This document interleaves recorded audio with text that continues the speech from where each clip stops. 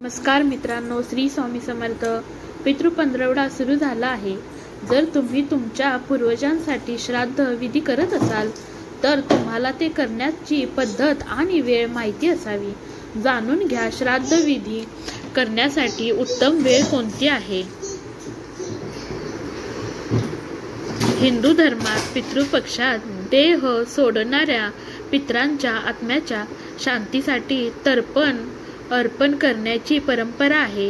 याला श्राद्ध म्हणतात.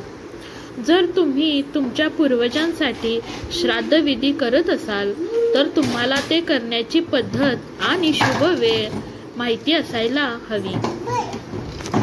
यावर्षी पितृपक्षात 18 सप्टेंबर पासून ते 2 ऑक्टोबर पर्यंत चालणार आहे. ज्या लोकांच्या पूर्वजांची तारीख पौर्णिमा आहे ते 17 सप्टेंबरला पौर्णिमा श्राद्ध करतील. 18 सप्टेंबर रोजी प्रतिपदा श्राद्ध साजरे होणार आहे. श्राद्ध म्हणजे भक्तिभावाने केलेले कर्म होय. असे मानले जाते की मृत्यूनंतरचा देव यमराज या काळात आत्म्याला मुक्त करतो, जेणेकरून तो आपल्या कुटुंबातील सदस्याकडे जाऊन प्रसाद घेऊ शकेल. पितृपक्षात पूर्वजांचे स्मरण केले जाते. पुराणातही यासंबंधी महत्त्वाचे वर्णन आढळते. पितरांचा तर्पण अर्पण करण्यासाठी कोणती वेळ उत्तम आहे. पितरांना कोणत्या वेळी नैवेद्य दाखवावा हे जाणून घेणेही खूप महत्त्वाचे आहे.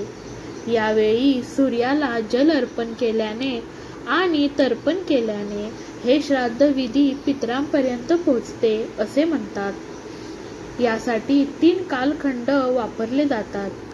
त्याला कुतुब काल, रोहिण काल आणि अपराहन काल म्हणतात. कुतुब काळाची वेळ 11:36 ते 12:25 पर्यंत आहे. रोहिण काळाची वेळ 12:25 ते 1:14 आहे. दुपारी 1:14 ते 3:41 पर्यंत आहे. शास्त्रानुसार काळात संध्याकाळ देवतांची पूजा केली जाते. दुपारी 12 वाजता पितरांचे श्राद्ध केले जाते. सूर्याला अग्नीचे उगमस्थानही मानले गेले आहे. यज्ञ देवतांना अन्न देण्यासाठी केले जातात. ज्योतिषांच्या मते पितरांची पूजा करण्यासाठी आणि श्राद्धविधी करण्यासाठी हा काळ अतिशय शुभ मानला जातो. यावेळी केलेला नैवेद्य पितर स्वीकारतात. श्राद्धविधी महत्त्वाचे का आहे. भाद्रपद महिन्याच्या कृष्ण पक्षातील प्रतिपदेपासून येणाऱ्या अमावस्या तिथीला पितरांची तिथी म्हणतात. 18 सप्टेंबर ते 2 ऑक्टोबर हा काळ आपल्या पूर्वजांना स्मरण करण्याचा काळ आहे.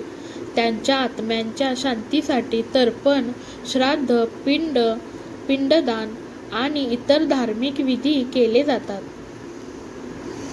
मान्यतेनुसार या काळात पूर्वज आपल्या कुटुंबातील सदस्यांना आशीर्वाद देण्यासाठी पृथ्वीवर येतात. पितृपक्षात पितरांना भक्तिभावाने भोजन, दान आणि तर्पण अर्पण करण्याचे विशेष महत्त्व आहे. ही माहिती केवळ श्रद्धा आणि विविध माध्यमावर आधारित आहे. मित्रांनो, व्हिडिओ आवडल्यास लाईक, शेअर करा.